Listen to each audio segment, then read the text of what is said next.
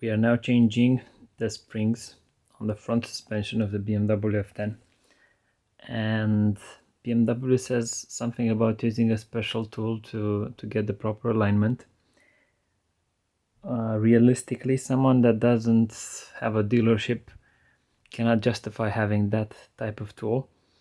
I took a look at the strut and spring assemblies, and the rule of thumb, or what I've noticed as a pattern, you have this arrow that matches with this.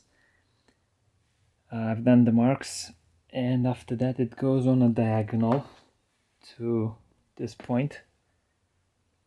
So I will try to align this arrow with that edge. This is for the right strut, and on the left side, as you can see, my spring has a fault, is broken, and the assembly is twisted. But even so, if we look at it,